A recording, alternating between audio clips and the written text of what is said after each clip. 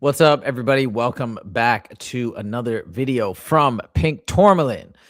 And we are back. Awesome live stream on Friday. Make sure to check the next one out if you guys are available. But we are coming back to a topic and a person that I've actually talked about before a couple of times. Somebody who I get a very good vibe from, but somebody who has a different narrative than a lot of people that I've been listening to lately, aka Tony Sayer, Howdy McCoskey, David Icke, obviously, Jason Giorgiani, and that's troubling. Brett Stewart, it's troubling because that's when I get anxious. That's when I get nervous. That's when I am starting to wonder. I hear people that feel and sound genuine, yet they're giving a different narrative of the nature of reality. And that's where it's just very confusing.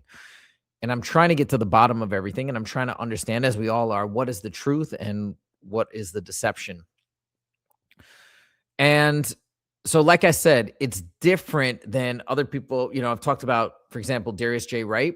And Tony Sayer said the same thing in my live chat, by the way, on Friday, that's a different situation where I'm not necessarily getting the same vibe. Again, I'll clarify one more time. I've never met the guy. I've never had a conversation with him one-on-one. And maybe if I actually meet him and learn more about him, I'll feel differently. But that's where I'm at right now. Like, I get it. Just the way that he answers questions in interviews, it throws me off a little bit. It feels a little evasive.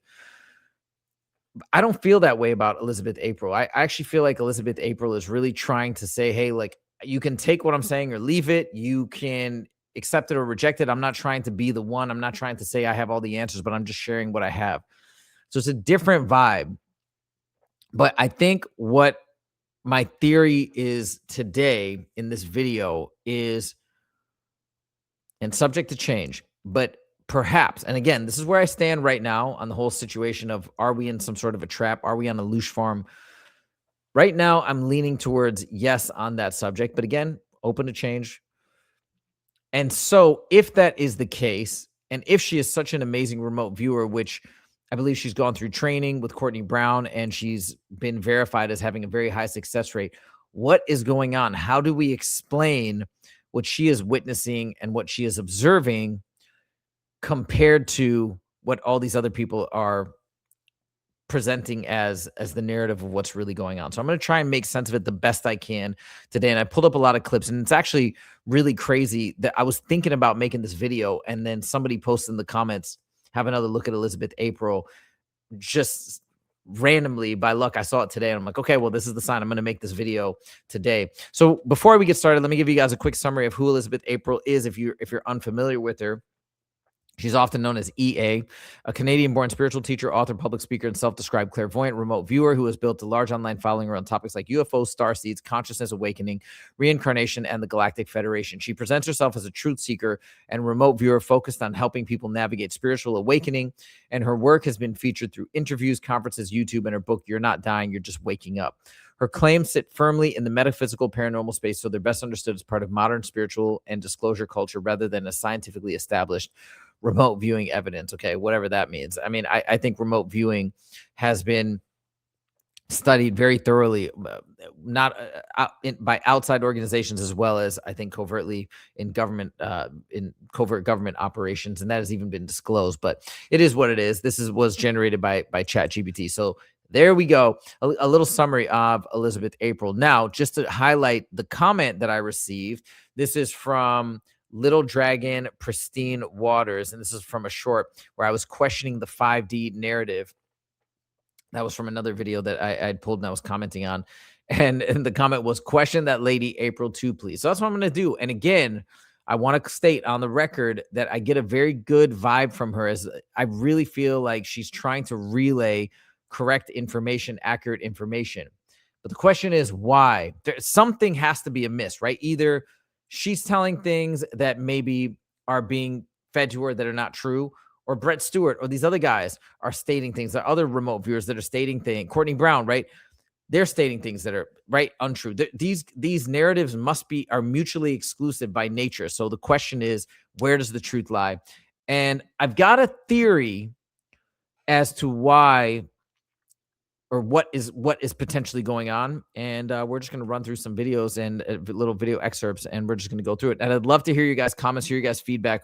What do you think of these videos that I put together and the theory that I'm about to espouse. Please let me know your thoughts in the comments, because this is a collaborative effort. I've learned so much from everybody watching the video, so let's do this all together. Okay, first and foremost, this is from the newest interview that I just saw, and this just gives you a little idea of how Elizabeth April has some of her ideas and foundational beliefs in terms of the afterlife, the purpose of life, and all that stuff.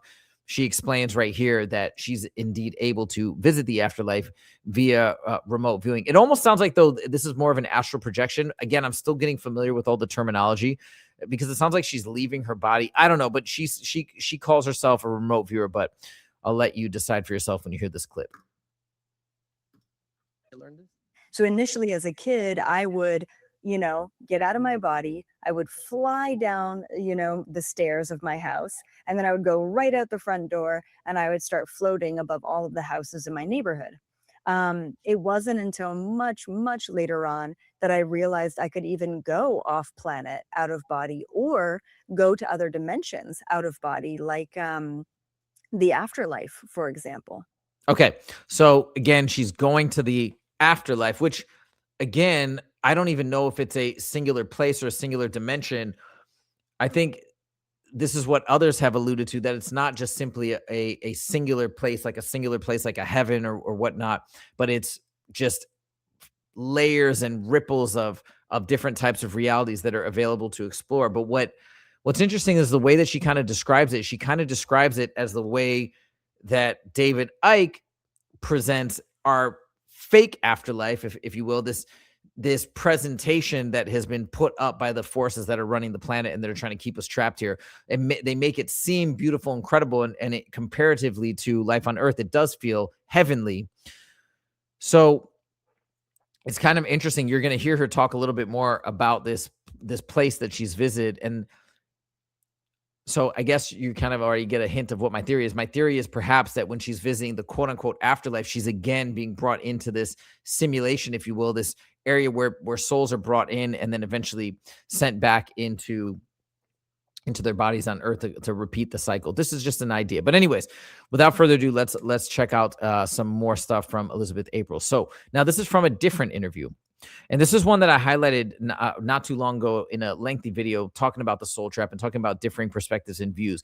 And I sought this video out. And I was looking for videos in particular where she actually addressed the idea of a soul trap, because it's not really part of her narrative in terms of what's really going on. So she finally answers the but has a different spin on what exactly is there a soul trap? Basically, she says no. She kind of says yes, but basically she says no. And I'll let you hear what she has to say in her own words.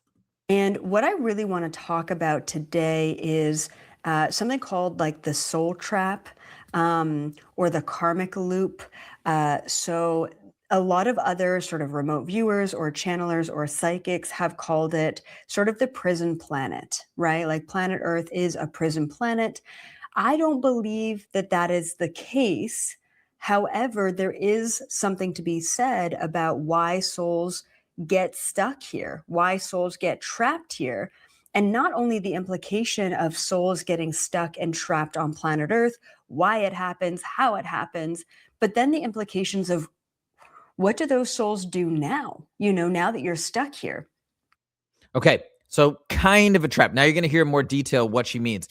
And again, it's a very different, it is a mutually exclusive narrative compared to what many others have posited in terms of there being, even Giorgiani goes as far as saying there's machinery on the moon, psychotronic machinery that is being used to monitor us, to control us, to harvest energy, et cetera. It's a drastically different narrative. And the two there's no merging of the two narratives. They can't exist together. Okay, so now we get to the next one, Elizabeth's perspective of the trap. Here's where she explains what it's all about. Oh, wait, did I go to the right slide? Yeah, here we go. Boom. To a certain extent, planet Earth is a bit of a trap, and it's a bit of a, I don't want to say a prison. It's a bit of a trap, okay? But the laws of free will and the laws of non-intervention still exist here. So how are they being the Illuminati, the shadow government, the One World Order or the reptilians, whatever you want to call them. I think they're just all a bunch of reptilians. I know it's crazy, lizard people, but hear me out here. Okay. So they understand the law of non-intervention and they understand the law of free will. And they essentially have created a loophole to keep us stuck on planet Earth so that it's not necessarily an external system that keeps us trapped here. It is more of a karmic loop system. It's almost like they manipulate karma to keep our souls stuck reincarnating here. So right there, it is, she said it's not an external control mechanism, if you will.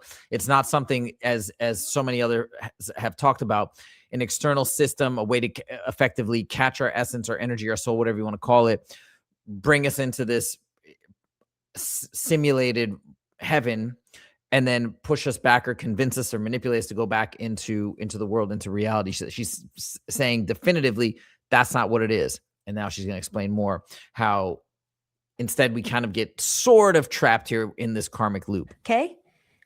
And this is how. I'm about to tell you how. Well, like I said, take it or leave it. I'm not here to convince you. This is just my findings. Okay. And for me, it was like the missing piece. It was like the full picture. Okay, how do I put this? Through certain ritual abuse, they damage the soul. So the way that I've heard it or observed it, it's called like breaking the soul. You can't ever break a soul. You can't ever sell a soul. As I've said before, you can sell your body for fame and riches and whatever, and then all of a sudden they sort of replace the soul in the body or what have you, right? The body snatching possession, reptilian shape shifting, things like that. Okay. And that's like, you're doing that. You're signing a waiver, you're signing a contract, and you're saying, yes, I will take more fame and more riches or whatever it is. And you can use me however you want, but this is what I want, right? So that's how they get away with the free will and the non-intervention, is those people have to agree to it. There has to be an agreement. Okay, so that's that. But that being said, how do I put this? It's like such a big concept. For centuries, they have been doing this for generations after generations after generations. They have been doing this literally since the dawning of humanity to control us and to keep us trapped and stuck here. They target specifically the lightworkers, the starseeds, the old souls. So they specifically target either pure bloodlines. Okay, we're talking pure bloodlines, especially from like the Pleiades. There's certain sort of high vibrational, some of the angelic bloodlines. Nowadays, there aren't a whole lot of pure bloodlines left. So there's either sort of a purity within your genetics or there's a purity within your soul. They target the purity. The reason why they do so is because they are threatened by you and because they can actually consume more of your essence, okay? Because that's what they do. They feed off of your energy, but they also feed off of your blood, and they also feed off of your body. Right. I know. Gross and weird, but it's true and it's happening. Okay, so a couple of things. She's basically saying that effectively only it's the starseeds or the light workers or whatever who are being targeted and affected. She does kind of talk about this idea of feeding off of us, which has obviously parallels with the idea of the Loosh farm, but she's not really saying that's the primary system of Earth. This is just a means by keeping us trapped here and maintaining dominion over us, but it's a very different narrative. And that's troubling, right? Because especially she's a remote viewer and I'm leaning on remote viewers. I'm trying to lean on remote viewers to see if I can get a better glimpse of the truth of what's really happening. And then when you have somebody who does all these remote views and all these things, and then it conflicts or contrasts with other remote viewer testimonies, it's just difficult. How does it all fit together? Okay. Well, then I saw this next interview. And again, take everything I'm saying with a grain of salt. I am just theorizing. I'm just trying to understand maybe an explanation as to how this all fits together with everything else I've been reading and everything else that's seeming to add up and make sense right now. But here is Elizabeth April in another interview talking about something that I think she does with a lot of souls that appear to be trapped or confused about where to go. She's literally going out and opening up the white light portals, meaning the tunnels, the hey, follow the light, whatever, which other people are saying these are part of the soul trap. This is what you should avoid when you see the white light. That's actually a trick. That's actually a trap to suck you back into that simulation area, that area where it's a fake heaven, if you will, and it's a place, it's the staging place where you go back in and then you're talked to and you're given a life review and all that stuff. She's actually bringing people into that light, and she can apparently open up these light portals. Like, that's crazy. That's wild. So this might start to give us an idea of maybe what is going on. Maybe she is. I'm not saying she's voluntarily part of the system, but maybe she's been commandeered and manipulated, perhaps unknowingly. Like, again, I feel she is so sincere when I hear her speak. So I'm not. I think that this is just an idea, but I'm like, well, wait a minute. If you're actually opening up the white light portals and guiding people in, maybe somehow she has been compromised, kind of unknowingly, and that's why she has this view, and that's why she doesn't see or buy into the whole loosh farm idea. I don't know. Anyways, well, let her speak, and then we'll talk more. Eventually, sort of in my early adulthood, I learned how to have conversations with these spirits and then also open up white light portals and cross them over to the other side. Now, of course, I got curious about this white light portal and I ended up going to the other side myself. I remember the first time doing this, I was scared that I wouldn't make it back because I mean, hello, you have a near death experience, you know, some tragic car accident, you go towards the light and you're not going back to your body. Um, so I was worried that if I sort of stepped, you know, over this threshold, that I was going to die. And I think that was a very realistic concern. Of course, I didn't. I'm still here and kicking. And I've gone over to the other side many times. I talk to a lot of spirits actually over in the other side as well. So it's cool because I can observe the NDE phenomenon from an objective perspective, not having a direct experience with a near death experience, but essentially being able to cross that threshold consciously and go to those places that other people go and have like a minor experience with. It's like I've had many experiences with it, just based on the clients and the spirits and, you know, my own curiosity. Okay, so again, she's describing going through the white light portals herself and going into these realms where she's watching NDEs. So if the David Icke narrative and Jason Giordani narrative is true, what she's effectively going into, if she's indeed watching the life reviews, which they posit are massive manipulations, she's gone into that simulated area. It has to be. Or of course, they could be wrong, and there truly is just an afterlife area, and that's what she's entered, and she's just watching the whole process that is benign at worst, right? Just the regular process of that which we go through that is theoretically for our benefit.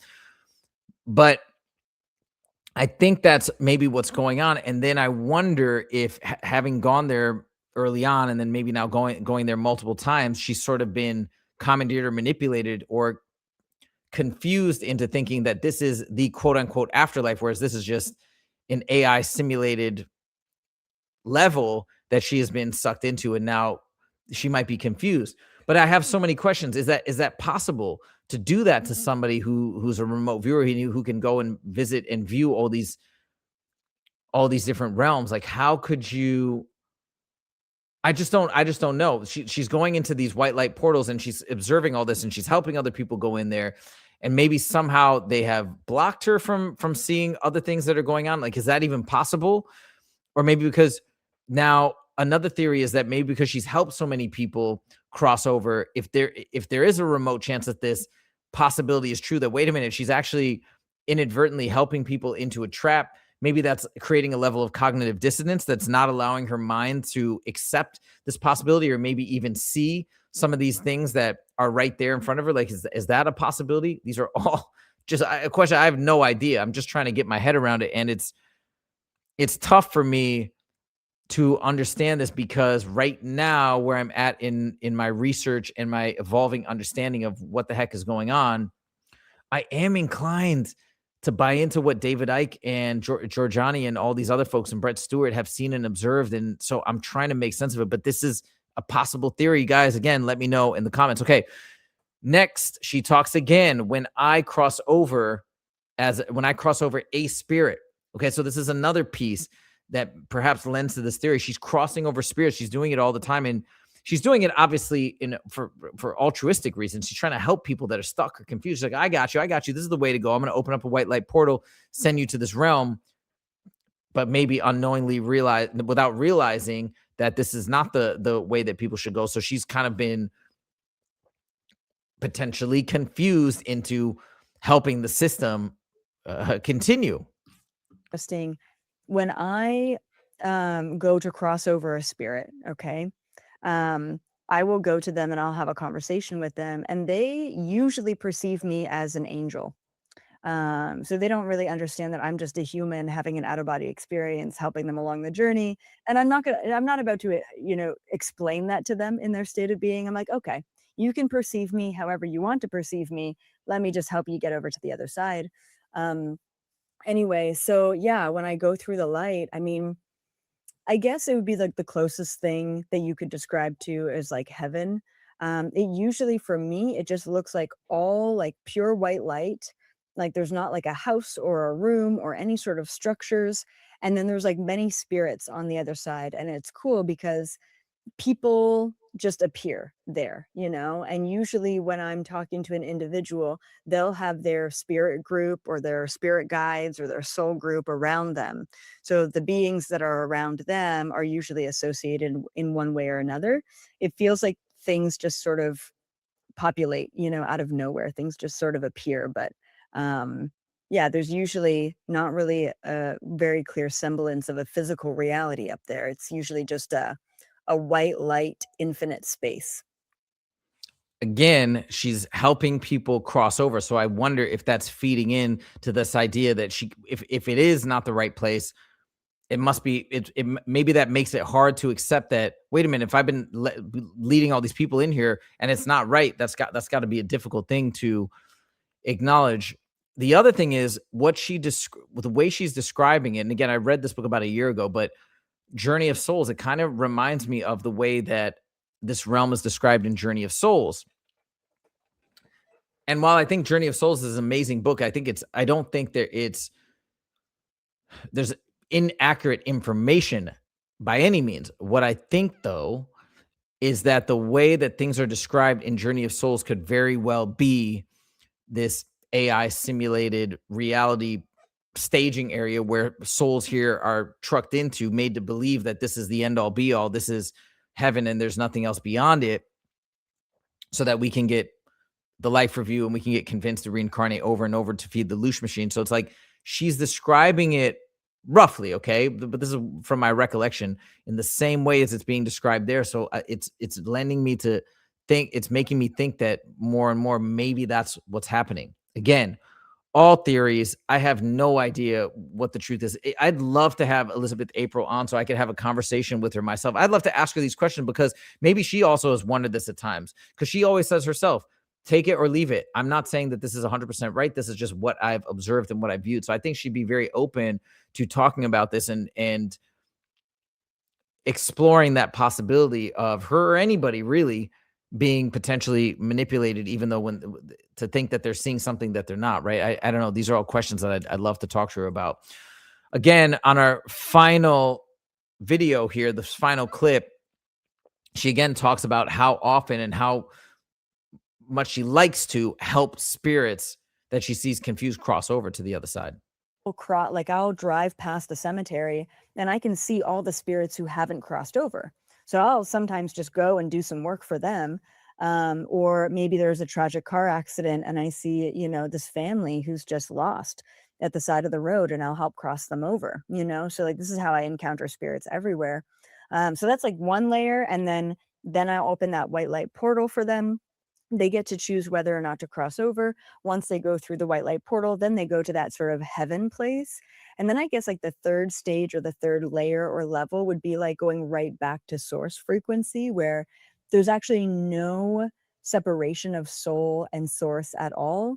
Typically, you have to go through many, many, many incarnations across 12 different dimensions to go back to source, where there's no separate body. Like there's no individual beings there. There is just one light, and you become that light. That's like the ultimate sort of end of anyone's incarnation.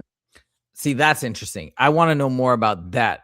That reminds me of the idea of the pleroma or something, or maybe some sort of end goal, or maybe an escape. I don't know. Or how many, and she's talking about the reincarnations that you have to go through to go there. Again, this all fits into that new age spirituality paradigm of you have to keep reincarnating to keep learning and growing.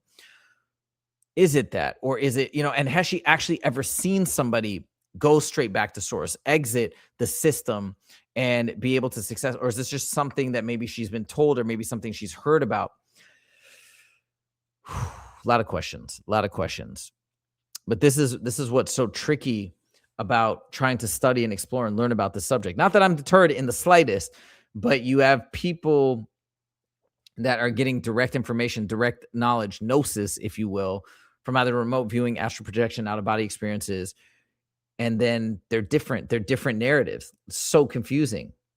And again, I'm trying to look at and analyze people that I'm just trusting my intuition. I get a good vibe from Elizabeth April.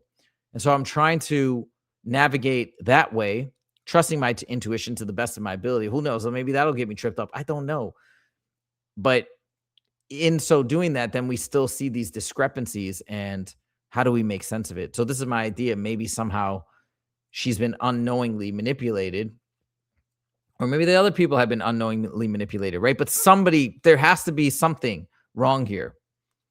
There has to be something wrong here, because I feel she's being sincere. I feel a lot of all these other folks I listen to are being sincere. So there's got to be an explanation. There's got to be a reason. Something is amiss. Anyways, that's my revisit of Elizabeth April. Those are my theories as to perhaps why these discrepancies exist, perhaps why the stories don't mesh. Let me know your thoughts. What do you guys think? What is your feel of Elizabeth April and her interviews and her testimonies? Do you feel similarly to me, or do you disagree? I'd love to know your thoughts. That's all I got. Thank you guys so much for joining. We'll see you in the next video. Take it easy.